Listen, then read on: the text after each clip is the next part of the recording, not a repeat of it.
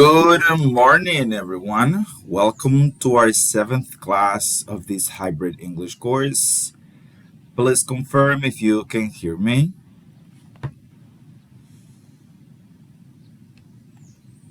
Yeah, thank you, Luis. Thank you. Good morning, Elias, Luis, Rosangela, Mariela. Okay, guys, so for this morning, we have a couple of topics, short topics, that we're going to review. Also, we have 3 homework that we're going to review. And remember that tomorrow, some of you have a presentation, an oral presentation. During today's class, this morning's class, we're going to explain a little bit more some of the connectors that you're supposed to use in tomorrow's presentation. For those of you who didn't go to last Monday's class, you will have your own presentation in due time. Okay, so let's start right away. We have an interesting topic of discussion. So, for today's discussion topic, we have this, the death penalty. You know what is a death penalty, right? Pena de muerte, right? So, what do you think about the death penalty? Some countries still use capital punishment. But the question is, should the death penalty exist?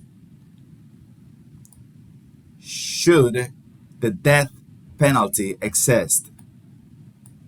And if it exists, on what conditions? What would be the conditions? Okay, so think about that for a minute. And I will ask your opinion about the death penalty.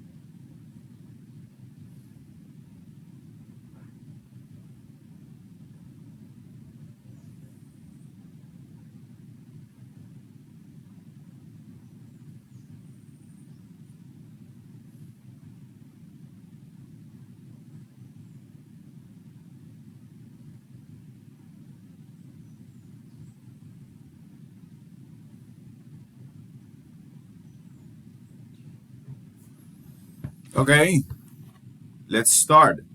Tell me, Elias, what do you think? Should the death penalty exist? Teacher, I'm totally disagree about it because we we are human and we not decided about if you have to live or you have to death in one day. I think that decision just got happened. Okay, okay. Thank you, Elias. Tell me, You're welcome. Luis, what do you think?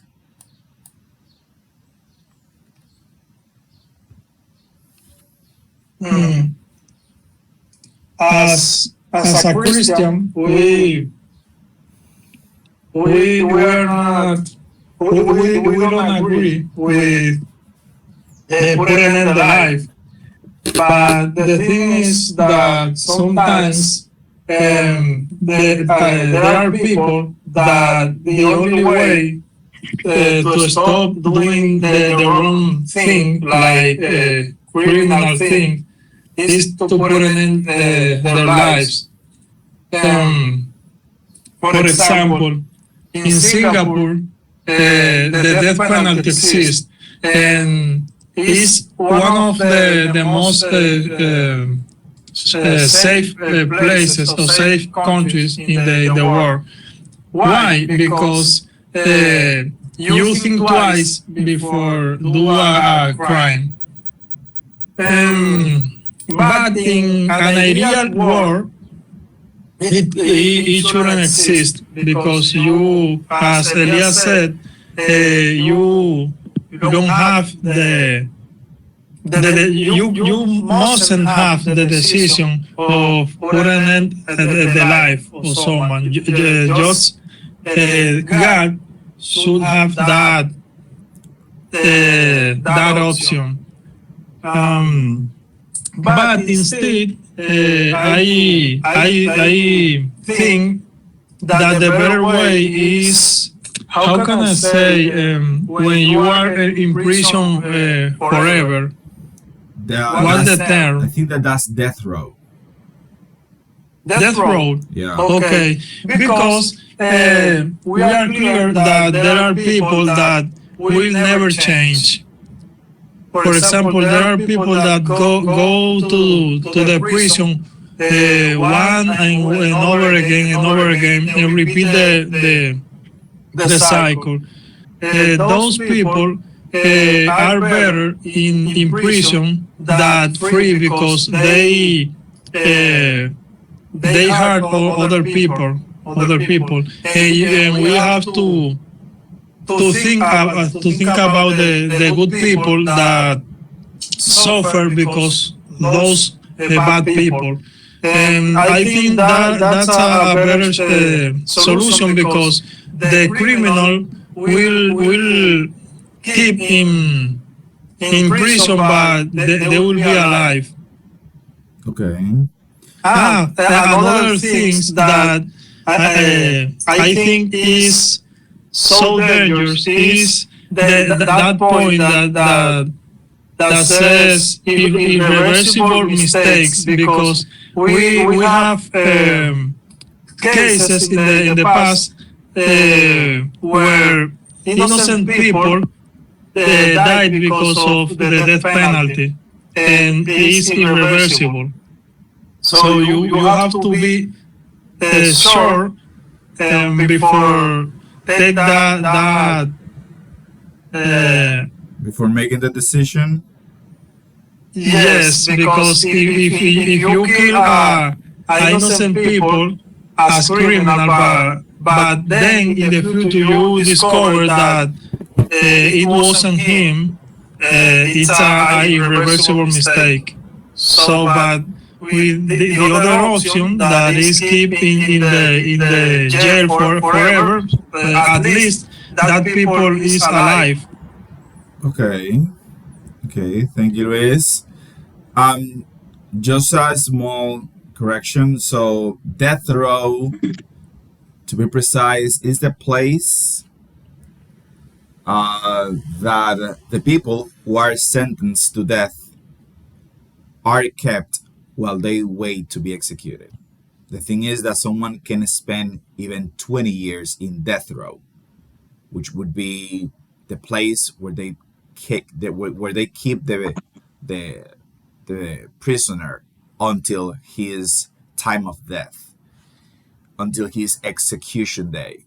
So the concept of the whole life in prison is life imprisonment. Okay. Life imprisonment or life sentence. Interesting. Okay. So let's continue with Rosangela. Rosangela, tell me, what do you think? Hello, good morning. Good morning.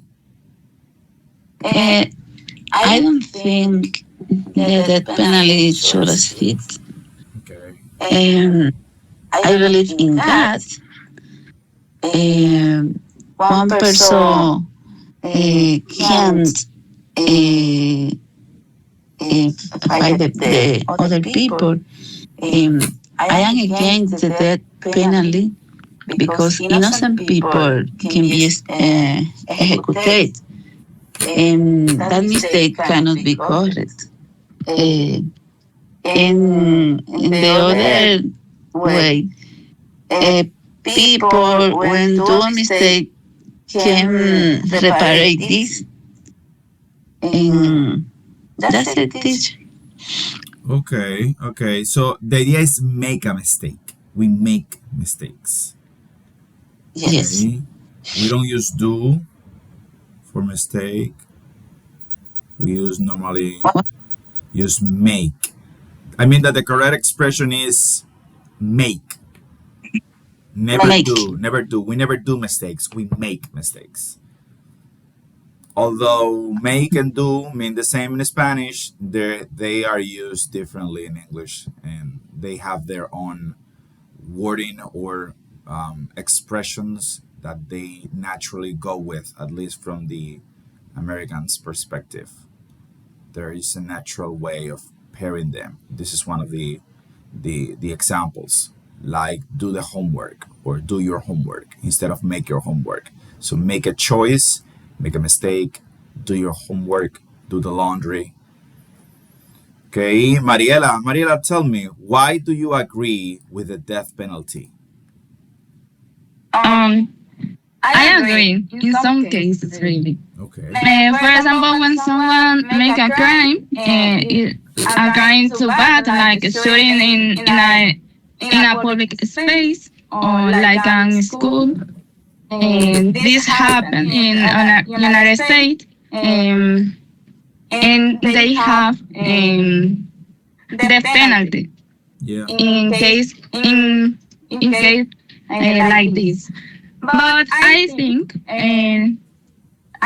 the death penalty should be in the last instance after some years in jail, and the people have the benefit to defend their cases, and just in case they are innocent. And I'm agreeing is the principal idea. Okay. Thank you, Mariela. Death penalty. Tell me, Sadiel, what do you think about the death penalty?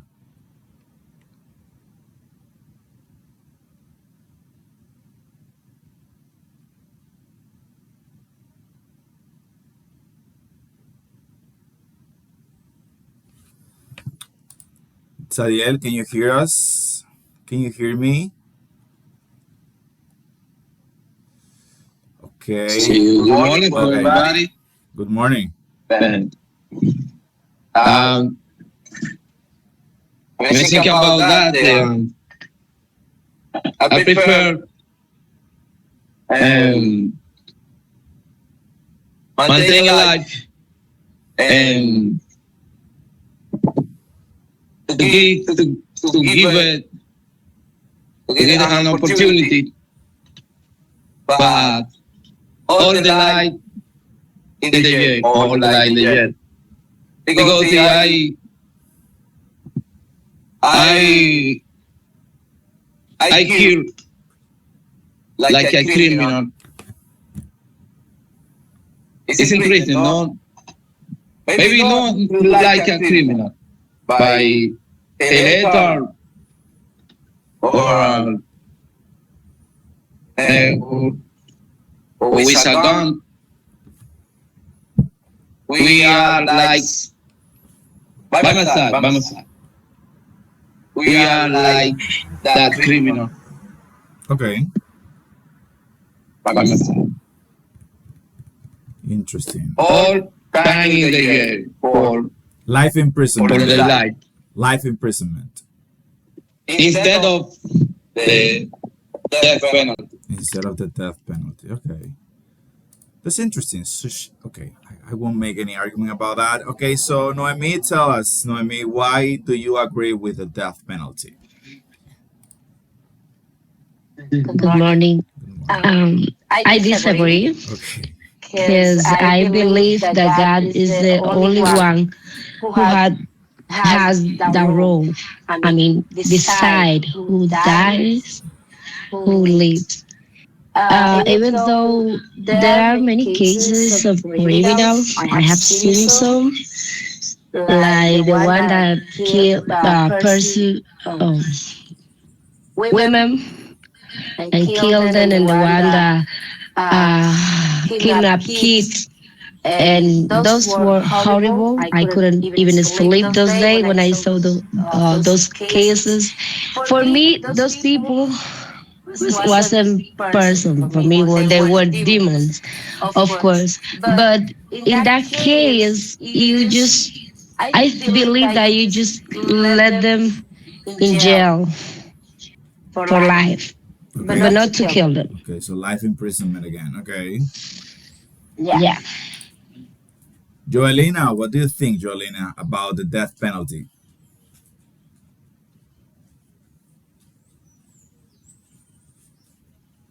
Good morning.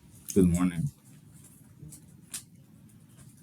Bueno, for me, teacher, eh, for me, no,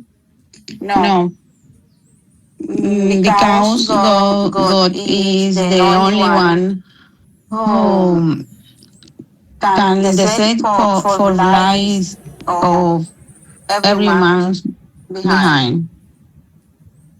Okay. Interesting. Okay. So this is an interesting topic because it makes us question, should we have or do we have the right of determining if someone lives or dies? Well, from my perspective, I do believe in the death penalty. I think that it is a complicated process because there's always the risk that, as in every justice system, because every justice system carries the risk of making someone innocent pay, that's inevitable. But I do believe that we need death penalty. Some crimes are too horrendous to tolerate, and people need to know that there will be hard consequences or life-changing consequences if you commit one of these crimes, like for example premeditated murder or rape or being a serial killer. Some of those crimes deserve a higher or stronger punishment, and if that punishment is to end someone's life after every fact had been reviewed twice or four times or five times, because we have to be really sure that we're not making a mistake. After all the due process is done and the evidence is clear that this person, whoever it is, murdered someone, not because it was a mistake, but because he thought about it, he planned everything, and he executed his or her plan. I think that in one of those, right, because this is only an example, in this case, the death penalty should be an option. Also, when there is serial killers, we don't have that in Dominican Republic, but in the US, you have serial killers, people who enjoy killing just for the sake of killing. So the death penalty for them too. In the case of rape, when an adult rapes a young child, there should be some really hard consequences, because otherwise people will keep doing it. And life in prison, a life sentence, um, condemnation, or well, we can say that a life sentence that comes from a judge, like a condemnation. There is another word I don't remember now that they use in that context. But when you have that, well, I have to keep you alive from my taxes. Because when someone is in life, in prison for life, we're basically keeping him alive with our taxes. So he's eating 3 times a day. He has nothing to worry about. He's only there eating and sleeping and doing some workout if he wants to. And he will live as long as he wants to, being maintained by our taxes. And if he gets sick, he will have a doctor who will take care of him. So it's complicated. It's complicated because somehow that person is enjoying part of his life. Of course, he is in prison. That limits his joyfulness, but still he's breathing while other people are suffering because of what he did. And others might emulate what he did because, well, the consequences aren't that bad. I don't have to worry about money or food anymore because everything is set for me due to the conditions of the jail system or the prison system. So, in my perspective, I believe that carefully analyzed, because it has to be carefully analyzed, um, and after serious consideration, there should be like this option for certain crimes, for a live and a death for death penalty, not to put the person to suffer because that's not the point. Even if it is a quick death, but death penalty. So the others know that they might lose their life if they do something wrong. Luis Enrique mentioned the case of Singapore. Singapore is one of the safest countries in the world, and it's because they have a strict law for everyone. It's not for the rich only or for the poor only, it's for everyone. So everyone knows what is at stake when they make a decision. So they are pretty careful before making a decision because they know there will be harsh consequences. So that's basically it. Okay, guys, so before we continue, let's review our homework. Remember that we were studying the purpose and function. Purpose and function on Monday. The use of to and for, right? Remember that we use the infinitive when we're talking about purpose, and that we use the gerund when we're talking about function, right? Okay, so now let's do this first one. Here we're working with an infinitive. The idea is to identify which verb best describes the action of the object, the purpose, right? The first one we did in class, right? The first one, a mouse is used to move the cursor. That was the first one. So let's continue with number 2 and number 3. Tell me, Elias, number 2 and number 3. Teacher, I'm going to talk about other topic. It's about that the topic that we was talking about the You wanna say death something penalty. more about the death penalty? Yes, yes, teacher. Of course. I still thinking about your thoughts that you talk that you were talking about the death penalty and you explain your argument. Yeah. Now I prefer death penalty because I was totally disagreed, but the way that you were talking it's true because that people is in a jail and is sleeping and is eating and is wake up and is relational with other people. It's not a normal life, but he or she can still alive in that place. And always it costs a lot of money, and that money is about our taxes. Yeah, it comes from our taxes. And when, for example, we are talking about other perspective, but if that person did something that is so terrible about our families or about it's not just about our family. Whatever people that, for example, one person is a serial criminal that they killed a lot of people. Yes, is I'm totally disagreed about the death penalty in this situation because if that person is just in a jail in living with our taxes and our resorts, yes, is exactly that you were talking about it. Yeah, yeah. Yes, those are things that we have to consider when we make a decision. Also to our system, right? Our social justice or our justice system should be able to identify always when someone only made a mistake, because some crimes are on purpose. They weren't planned, they just happen.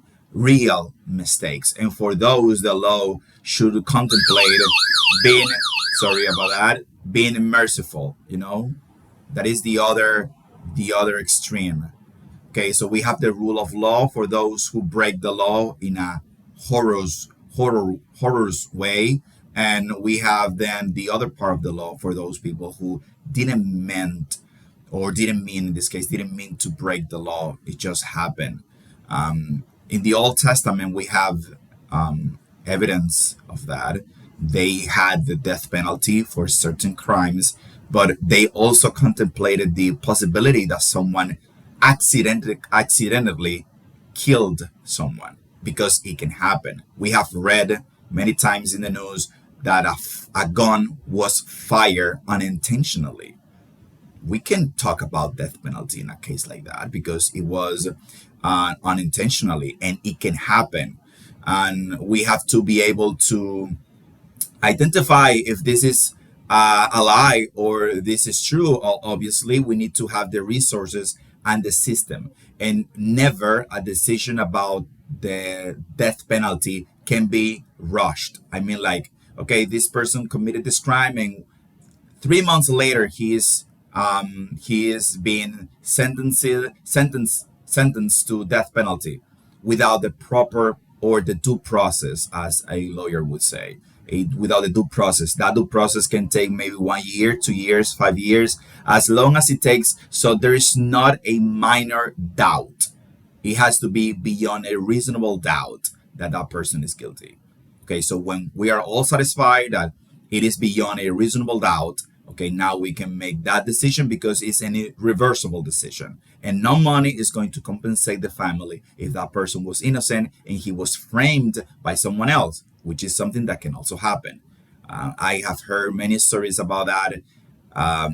People who have framed others because they didn't like them or because they just hate them, stuff like that happens with this humanity, okay, and their need of God and love in their hearts, that sometimes make these horrors decisions or horrendous decisions. Okay, so let's continue with number 2 and number 3.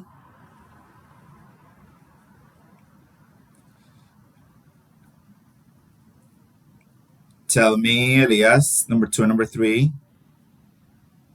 A charger is used to charge your cell phone. Yes. And number We use Google to find information. Yes. So a charger is used to charge your phone, and we use Google to find information. Okay, number 4 and number 5. That's pretty easy. Joelina. Okay. Uh, a printer is used to print documents. Okay. Number 5, a student use laptop to take only classes. Okay. To take or to attend online classes. Attend.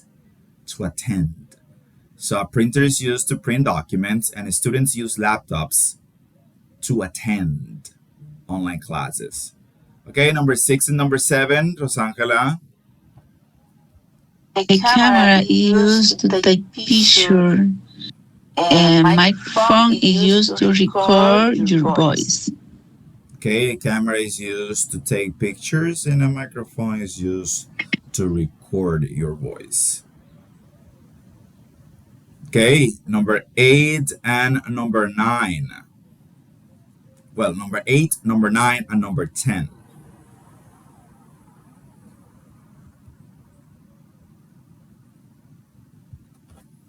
Mariela.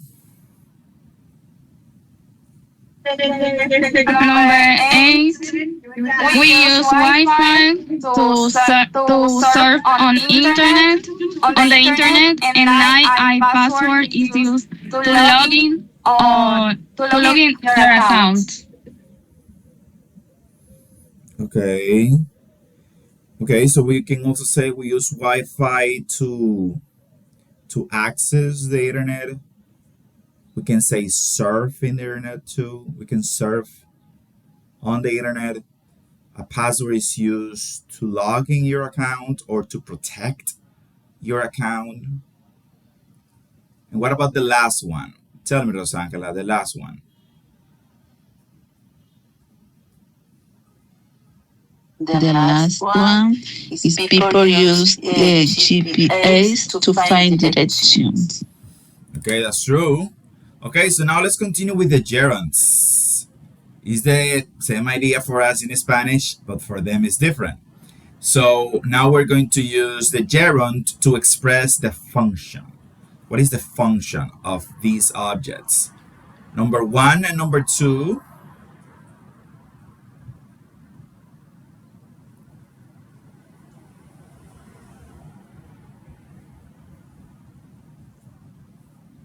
Rosangela. A computer is useful for studying. The internet is good for learning. Okay. Okay, a computer is useful for studying and the internet is good for learning, for searching.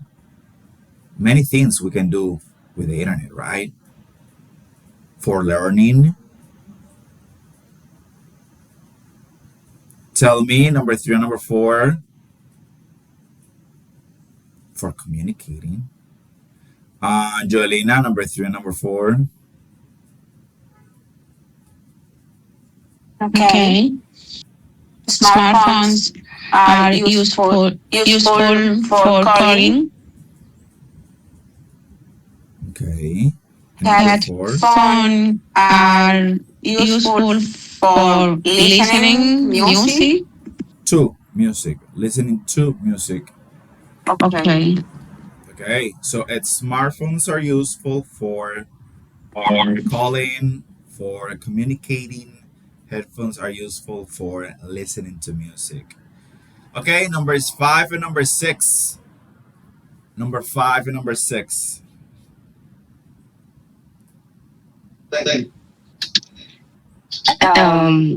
A camera is useful for taking pictures. Okay.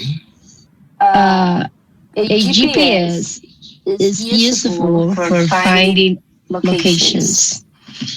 Okay, for finding directions. Useful for finding directions. Okay. Number 7 and number 8. Number 7 and number 8.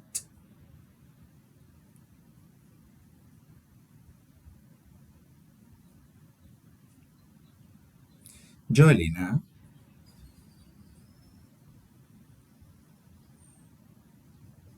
A printer is useful for printing documents. Okay. Cloud storage is useful for saving information. Storaging or storing. In this case, is storing information. Storing. Is this word right here? Let me use my laser. Okay. this word storage, storing, for storing information. Storing. Okay. Cloud storage is useful for storing files or information. And number 9, number 10, tablets are useful for, and AI is useful for.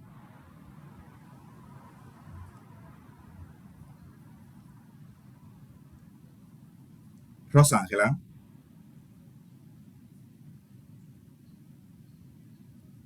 Number 9. Tables are used for reading books. Tablets. Tablets. Okay. Yeah. AI is useful for answering questions. Yes, for learning, for searching. Okay, so that's basically it. You just have to remember that to and the verb is for purpose and the ing is for function, right? The use of that. Okay, so our last homework is this one. This is a review of all the topics that we discussed on Monday. So number 1, number 2. Who wants to read number 1, number 2?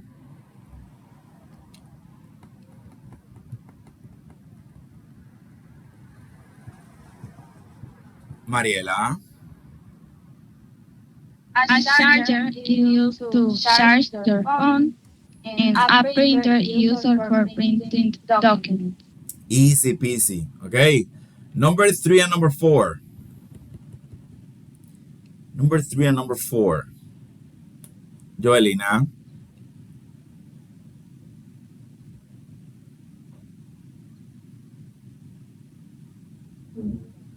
Joelina, your microphone is off. I'm sorry, teacher. Number 3. Open the computer before using the program.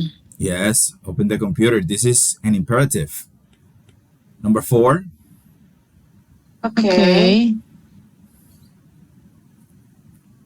Don't share your password. Don't share your password. Okay, another imperative. Rosangela, 5 and 1, right? Because 5. Christmas is a holiday. yes. Webcam is used to record video. Yes. Okay. Number 2 and number 3 from this side. Number 2 and number 3 of this side.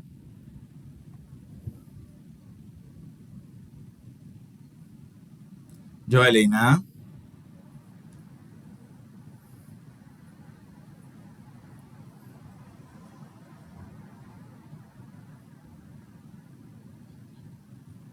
Joelina, again, your microphone is off. I'm sorry, teacher. It's okay. Are you sleeping? I stand for intelligence artificial. Artificial intelligence. AI stands for artificial intelligence. Okay. People often Exchange. Exchange for gift at Christmas. Okay. Okay, so this word stands for, we normally use it in English when we want to say what a abbreviation means. What is the meaning of an abbreviation? So AI is a shorter form, an abbreviation of artificial intelligence. So you will hear a lot in English that people will say, well, AI stands for blah, blah, blah. Or for example, what does NASA stand for? Right? NASA, which is also an abbreviation. right? And so on. So FBI, NASA, what else? HR, human resources, all those abbreviations, when we want to know the meaning of them, we can use what does it stand for? Okay, what is the meaning of that? We can also use it to ask about what something means. For example, I have always wondered, and I don't know the answer, why is yellow the the color of the t-shirts of Infotep? Why the color yellow? What does yellow stands for? Right? What does yellow stand for? What does that stands for? Okay, so that is the meaning of a stand for. When you want to know what is the meaning of something or and the meaning of an abbreviation, you use a stand for.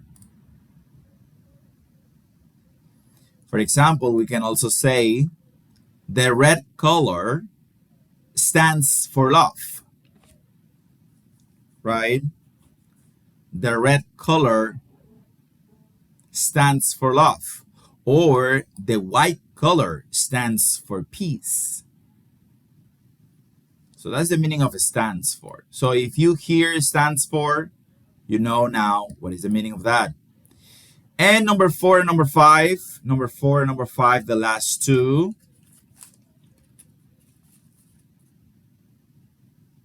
The expression useful for studying contains a gerund, infinitive, or adjective. Which one? Which one? Mariela? Gerund. A gerund. Yes, a gerund. And the number five, to study English contains an infinitive. An infinitive. Right. So studying is a gerund and to study is an infinitive. Okay. Remember that. And the practice that is on the platform. Yes. Excuse me, one example is the imperative, please. One example. Yeah, example. For example,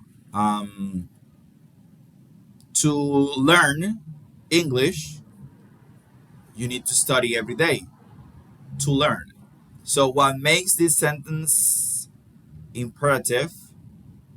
It's, well, in this case, it's using for the purpose. Okay, here I'm using it not as like an order, but like more like a recommendation. To learn English, you need to study every day, because in our last class we saw the imperative not only to give orders, because remember that the first time we studied this topic was about giving orders, like walk away, sit down. Those are imperative and those are orders. But we have other structures of imperative that we use to make a recommendation or to explain a process to someone. Let me see if I can show you one of the examples from back here. For example, here you have this imperative for friendly advice, like try this app, take a break, check your internet connection, restart your computer, use a stronger password. So these are imperative, but they are not commands like orders. They're just friendly suggestions, okay? And that's basically it. Yeah. So we can use the imperatives to something more than just a plain command, to give an order to someone. Okay, so with that being said, let's now discuss the topic that you need to know before tomorrow's presentation. Remember that some of you have a topic, and tomorrow you will have 2 or 3 minutes to explain something using these connectors. But before we see the connectors, let's see something first. The time clauses. So We have here 3 time clauses. And maybe you know after and before, but maybe you haven't used when. And maybe this is your first time. Or maybe you know how to use when. Either way, let's explain this. So we have these time clauses when, after, and before. So we use this to establish the timeline. To establish the timeline. So when, we use when to express that something at the time or at the moment happened, okay, or will happen. For example, when I get home, at that time, I relax. When I get home, comma, I relax. When I eat dinner, I watch TV. When I go to the gym, I relax. You see, so I am using when to say that at that time, at that moment, something happens or will happen. Okay? We can also use this in the future and in the past. In the case of the future, we use it like this. The first clause won't have will, but the second clause will have will. So when the teacher arrives, present simple, we will begin the class. That is future. And in the past, when I was a child, I lived in a small town. When I was a child, I lived in a small town. So, present, future, and past. There is something that we have to remember about the future time clauses, or when we use the time clauses in a future tense. But we will talk about that in a moment. So, we use when in situations like this, when we want to say what is going to happen at a certain time. We have after, which is one that you already know, which is something that is later than something else. For example, after we eat, we'll go for a walk. In this case, it's in the future because we're talking about an after action, right? An action that is going to happen after another. So it's in the future. And we can also use it in the past. After they finished dinner, they watched a movie. So we can use after for future and past tenses. And then we have before, pretty similar to future, but the opposite. So earlier than something else, in the future, before you leave, turn off the lights. And in the past, before she moved to Canada, she lived in Brazil. So as you can see, we can use after and before in future and past tenses, but not in a present tense. That's, I think, obvious because we're talking about after and before. So after an action is going to happen and then another action is going to happen, or before an action is going to happen before another action. So one action is coming first and then another action. Okay? For example, before you leave. So this is the first action, or the second action, I want you to turn off the lights. Before you leave, turn off the lights. So turning off the lights is going to be the first action, and then leaving is going to be the second action. Before she moved to Canada, she lived in Brazil, which means that she was living in Brazil and then she moved to Canada. Yada yada. That's basically it. Is that clear? Do you have any questions?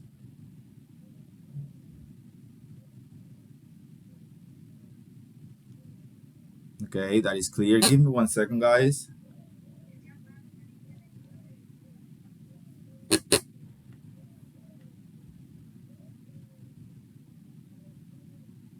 Okay, so let's continue.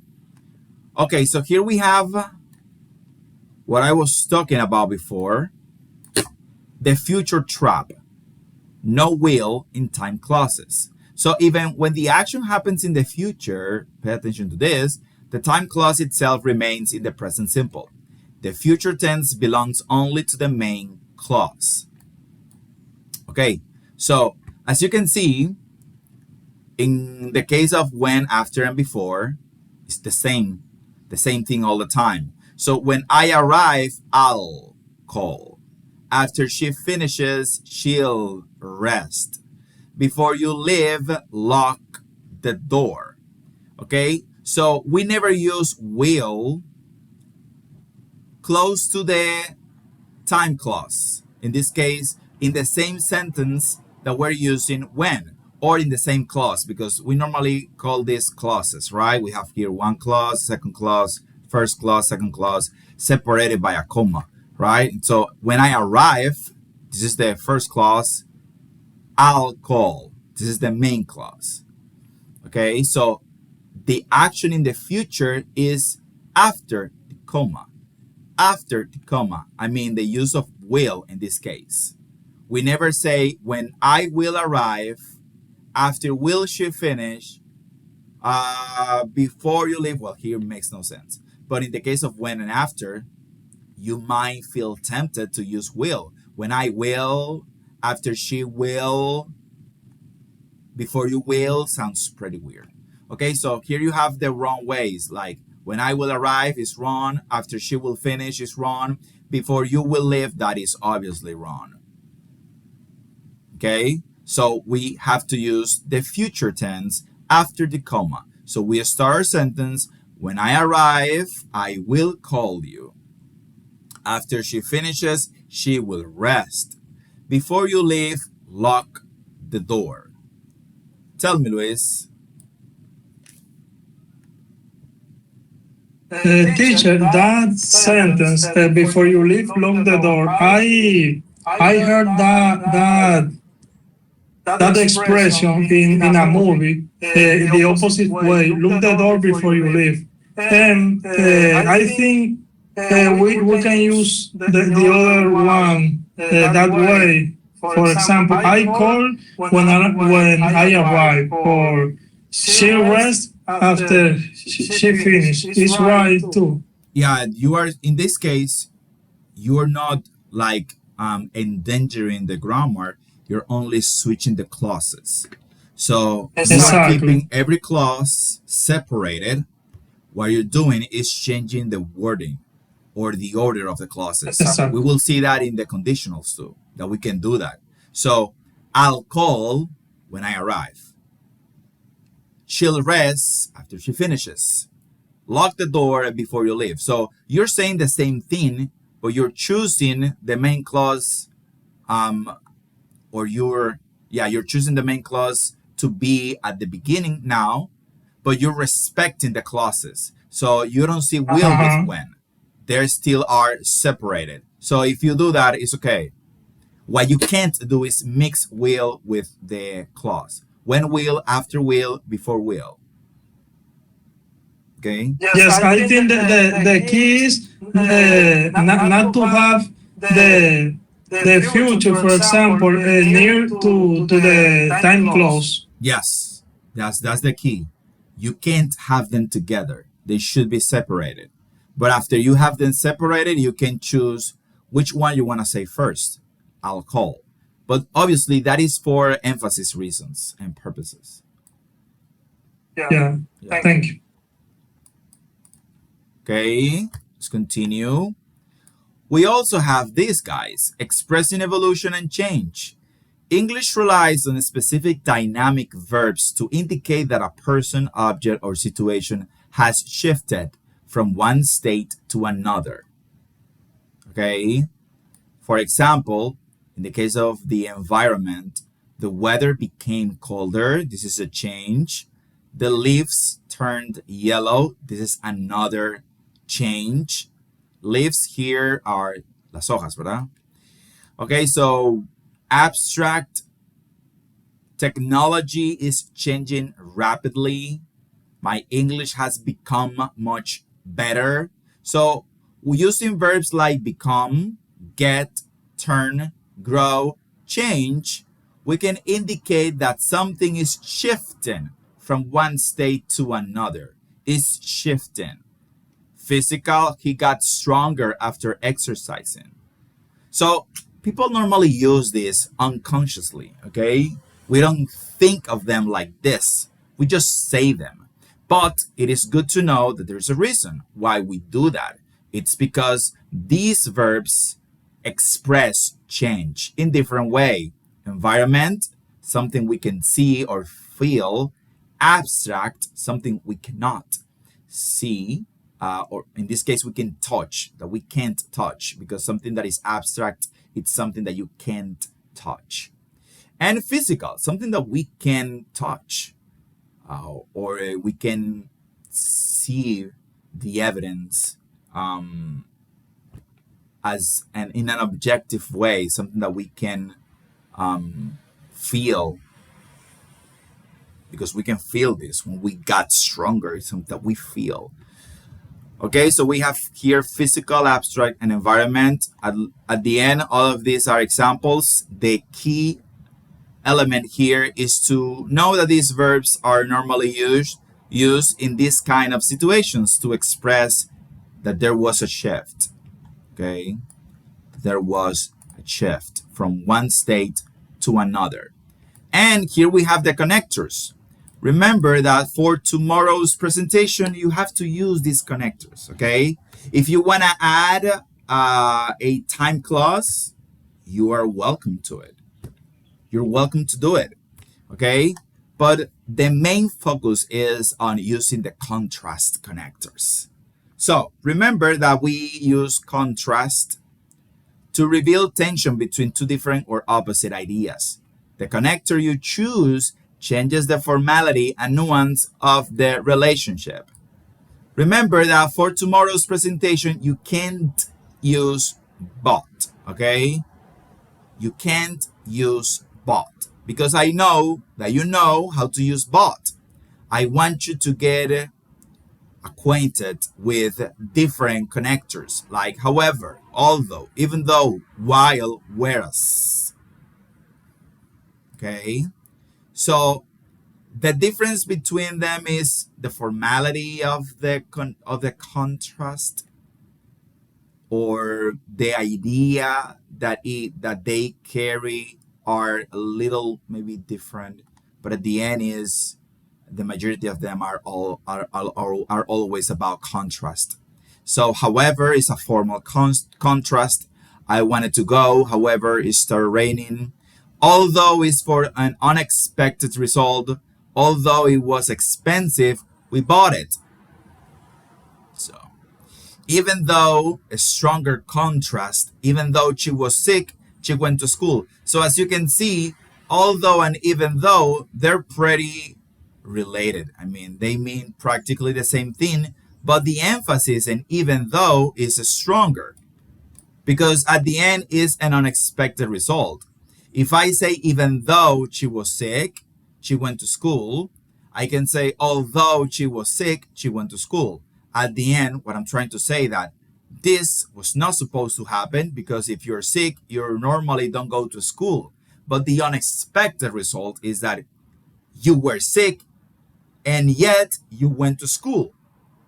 So to transmit, to share that impression with another person, we use connectors like although and even though. So the only difference between although and even though is the contrast. How strong is the contrast? In this case, of the unexpected result, even though is stronger. I can even say, even though it was expensive, we bought it. You see, again, an unexpected result. So we can say that these two are different because we use it for that, to express an unexpected result. Then we have while and whereas, which are related to, they practically mean the same thing, but one is more formal than the other. So my brother likes coffee while I prefer tea. I can also say my brother likes coffee whereas I prefer tea, and vice versa, right? But whereas is more formal in English. The same thing as however and but. Okay, tell me, Noemi.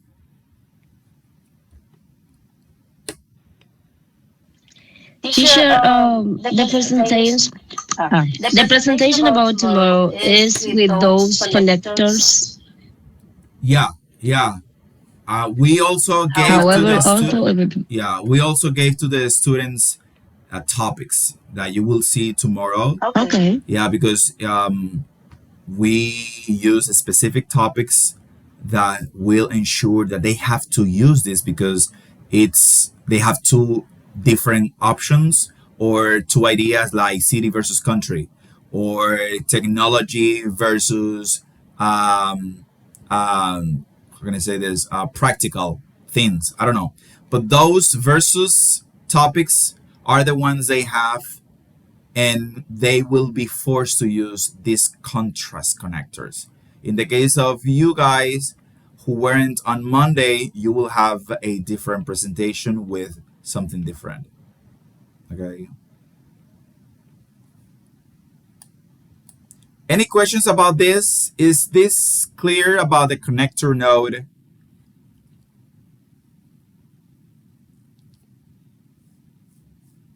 Okay, I think it is clear. Okay, we will see about that. Okay, well, here it is, Noemi. These are the topics, not all of them, some of them. For example, social media versus face to face, city versus countryside, online versus classroom, movie at home versus cinema, live today versus 30 years ago. So they will spend 2 or 3 minutes talking from memory about these topics. Okay?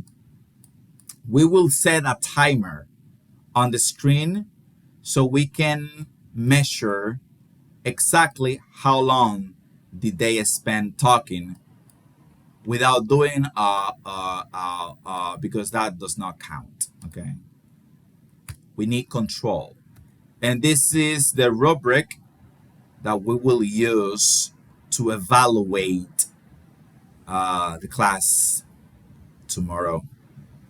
So as you can see here, here says but, right? But you won't use but, okay?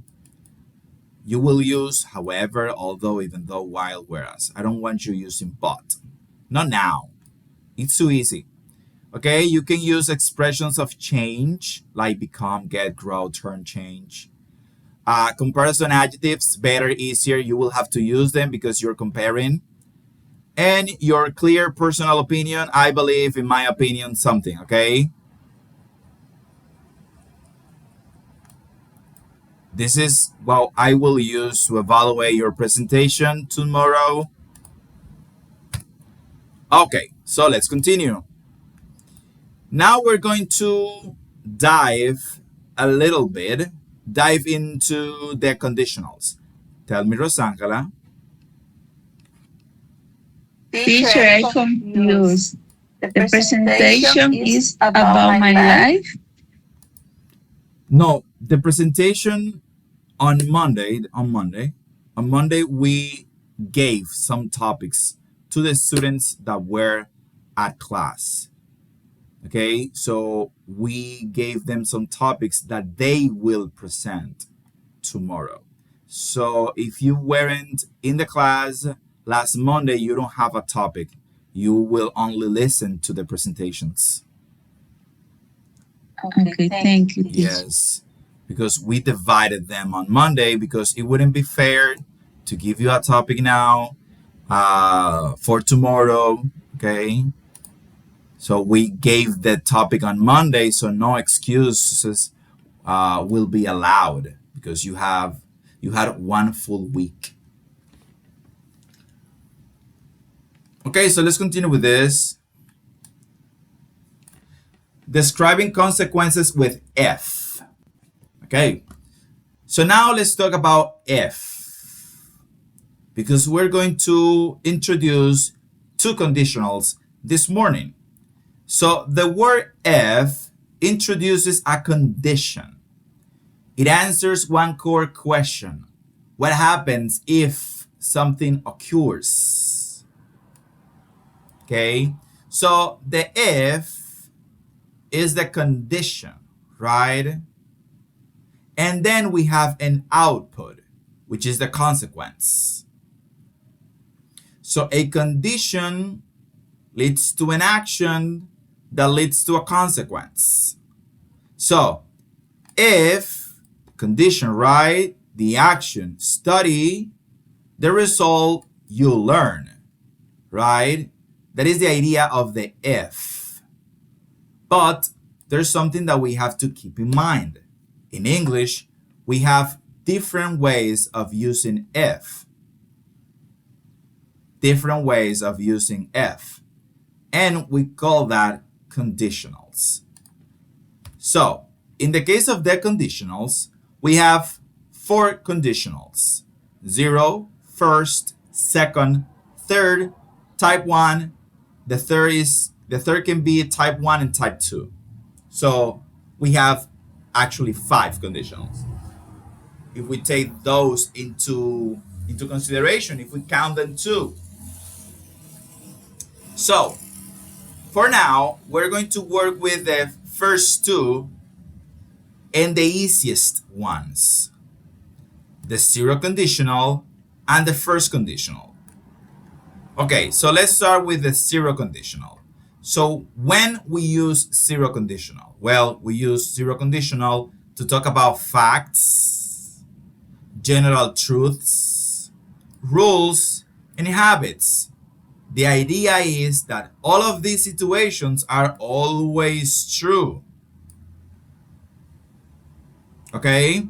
So, if you meet one condition, you will have the same or a specific result all the time. So if you meet a condition, you will have a certain result all the time. For example, if water reaches 100 Celsius, what is going to happen? It boils. Every time the water reaches 100 Celsius, it boils. So this is always true. If people exercise, they feel healthier. So every time people meet this condition, the exercising condition, they will have a result. Which one? They will feel healthier. Again, if you mix blue and yellow, 2 colors, you will get a result. You will get green. Okay? So we use the 0 conditional to express things like that. But how do we structure the 0 conditional? Pretty easy. We always need the if. Okay? We always use if. And then we have 2 clauses. The first clause will be in present simple, but the second clause will also be in present simple. So the structure of the 0 conditional is if plus present simple, comma, present simple. Okay? Easy. This is the structure. That's why I told you at the beginning of this course that you need to know what it is when I say simple present or present simple. What am I talking about? You need to know, because now in these conditionals, we will use those terms. Present simple, past simple. So you need to know what is the meaning of that. How do I build a sentence in simple present? What are the rules of the simple present or present simple, whichever you like? So, for example, if you see at the first sentence, read it with me. We have if, right? And then we have the verb reach. And it says reaches, because water is an object. In the present simple, the third person singular changes. So we need to add the es in this case because the verb ends in ch. So if water reaches, comma, because the second clause is also in present simple, the same rule will apply. So it boils. Why? Because it's present simple and I'm working with the third person singular in this case. So I have here present simple rule and here present simple rule because I am working with a third person singular. And every time I work with a third person singular in simple present or present simple, there is a rule that the verb changes. In the case of the second sentence, if you read it closely, you will see that there is no change because people is plural and they is also plural. So nothing will change there. In the case of the third one, it's the same thing. Blue and yellow are things but are plural because we have two elements here. And the result is you, right? The pronoun you. So the rule don't apply. So all of these sentences are in present simple, but the rule only applies to third person singular. And if we don't have the third person singular, we don't have to change anything. But if we have a third person singular structure, we need, or pronoun in this case, we need to apply the rule. That is what we have to keep in mind when we're dealing with the zero conditional. Is that clear?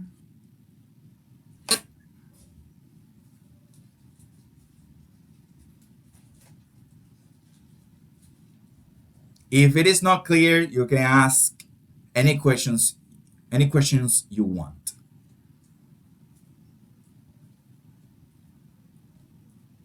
Okay? So, now let's talk about the first conditional.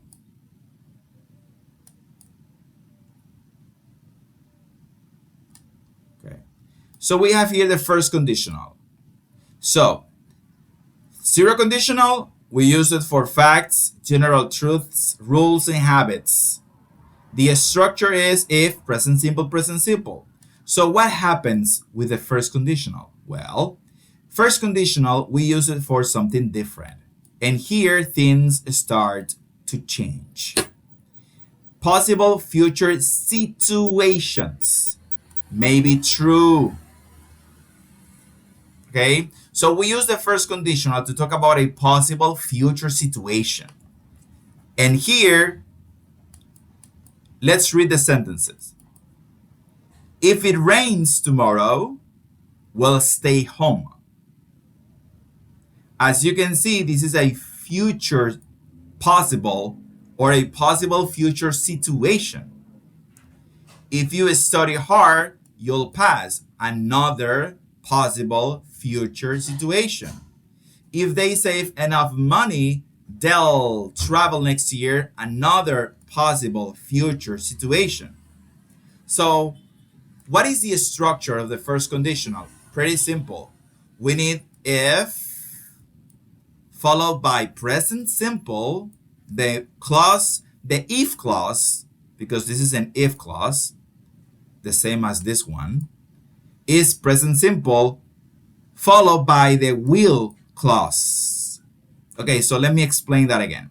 So the if clause is the first clause that always have the present simple. So every time you're doing a first conditional sentence, the present simple clause will have if. And the will be the result, and it will never have will. Okay? Sorry, it will never have if. Because if belongs to the present simple. So every time you say if plus present simple, this always goes together. Okay? This will always go together. If plus present simple, if plus present simple. You will see that why in a moment. Luis made a commentary before, and I am explaining this because it will come in handy in a moment. Okay, so as you can see, the first clause is in present simple. You can see how it changes here because if it, third person, if it rains tomorrow, comma, we'll stay home. If you study hard, you'll pass. If they save money, enough money, they'll travel next year. As you can see, this is not something that always happens, right? This is a possible situation, future situation. So if it rains tomorrow, we'll stay home. If you study hard, you'll pass. But we know that not because you study hard, you will pass. But it's a possible future situation. So we use a first conditional. If they save enough money, they'll travel next year. We know that they might not travel next year, even if they save enough money. But it's a possible future situation. So we use the first conditional for situations that can happen in the future. Okay? That are possible. Things that are possible. And that word is important because when we start studying second and third conditional, we will see that that possible word is not present anymore because we will not be talking about future possible situations, but only about hypothetical impossible situations. So, zero conditionals, facts, general truths, habits. If, present simple, first conditional, possible future situations. If, present simple, future with will. We normally use will. We don't use going to. Okay, we normally use will. And some other modal verbs, but for now, will is enough. Do you have any questions about that? Right? That this is fun, this topic is interesting. The conditionals. Is everything clear? Yes. Let me ask. Teacher, excuse me. How many times Teacher, excuse me. How many times we to do the presentation tomorrow? We will have to do the presentation 2 tomorrow. to 3 minutes. Okay. Okay. Elias, do you have a question? No. Okay. Is everything clear, Elias? No. It's okay. Yes. We have to practice, but it's clear. Yeah, I get scared when no one we says have to practice, anything. but it's I clear. get really scared. Okay, so we're almost at the end of this morning's class. Okay, so here we have more words that you can use to enrich your vocabulary, like arrive, finish, improve, become better, healthy, habit, consequence, contrast, possibility, condition, rule. Okay, this is a vocabulary that it is good to use in everyday English. Okay, some of you know the majority of these words, so only add those you don't know. But if you don't know any of them or you don't use any of them, you should be using them. Okay, so now before we end this morning's class, let me give you some homework for tomorrow. Tomorrow we will have a lot of homework because I need to be sure that you know these structures, especially the conditionals. Okay, so for tomorrow we will have not too many exercises. I don't want you complaining. So you will have this Module A exercise, precision selection, and this Module C, bug hunt. So here you have to find the errors in these structures in the case of the Module C, and here you have to choose the correct one. And then you have this Module B, complete the sentences. You have to complete these sentences. Then Module D, choose the best connector. Here you have to choose the best connector in each situation. And the Module E, you have to identify which of these sentences is zero and which of these sentences is first conditional. Okay, this is the last one. So as you can see, they're pretty short. You have to rewrite these sentences using the words in parentheses, in this case, the time clauses. In the case of Module G, you have to write 10 original sentences, 2 with when, 2 with after, 2 with before, 2 zero conditional, and 2 first conditional. And last, you have to fill the blank spaces here using the correct words that you think fit best in each of these sentences. And that's it. That's it. Tomorrow we will have a lot of exercises, but I won't leave them now because if I do that, you will start complaining again. So let's avoid that. So tomorrow we are going to review these short exercises. We will do a lot of more exercises that will help you and will let me know if you actually understood the topic we just saw. This topic, I will say it again, is really important because conditionals are pretty common in English. Americans use conditionals for everything. So when we move forward to the second and third conditional, if you don't understand the zero and first conditional, it will be much harder to grasp the meaning or the use or the structures of the second and third conditional, and even harder to apply them, to use them in everyday English, in everyday, in a daily basis. Okay, so we need to make sure, I need to make sure, and you need to be to be able to identify which is a zero conditional, which is a first conditional, what are the structure of a zero conditional, what are the structure of a first conditional, and you need to be able to build a sentence out of thin air, just to, out of the blue, give me a zero conditional sentence, and you know exactly what I'm asking for. Give me a first conditional sentence, and you know exactly what I'm asking for, and you know how to pair those structures and to build those clauses correctly. So tomorrow we will work with that, also with the presentations. Okay, if we find a new classroom, we will also have some listenings to listen to, because we have some issues with the television and the audio. But we will see if tomorrow we can fix that. I will talk to my supervisor and we will see what we can come up with. Okay, do you have any questions regarding this? If you don't have any questions, guys, so this will be all for this morning. This was a productive morning as always. Tell me, Noemi. Teacher, what was the last class about?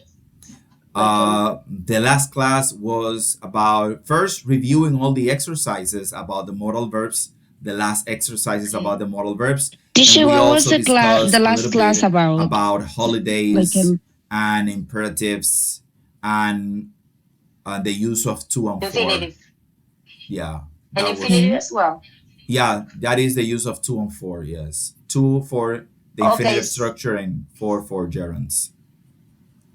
And the practice infinitive is about those and infinitive as well. Yes. The practice is about, in this case, the practice includes all the modal verbs. And the practice is about those topics. Right? The paragraph? Okay. I mean the one that you just platform, that is the one that is in the I don't recall, but you know, right? All the modal verbs. So in the practice you have must, mustn't, have to. I mean the one that you just must, should, ought to. Platform, that all of them together. Is the word. Oh, another thing. Are you a father? Yes, I am. Happy Father's Day for you and for all the fathers in this group. Okay. Thank you. Oh, another thing. Are you a father? Here, Luis and Elias. I don't know if Happy Father's Day for you and for all the fathers in this group. Happy Father's Day. Okay, guys. Happy Father's Day, teacher. Thank you, Joelina. Thank you. Okay, so if you don't have any more questions, guys, that will be all for this morning. I will send you the pictures Happy I will Father's share Day, the picture teacher. from the class to the WhatsApp group, and we will see each other again at 6 p.m. Try to be there on time because we have a lot of things to do. So take care. Enjoy your Sunday. Bye. Bye bye. Bye, guys. Bye. Have a good day, teacher. Same to Everyone. you. Bye bye.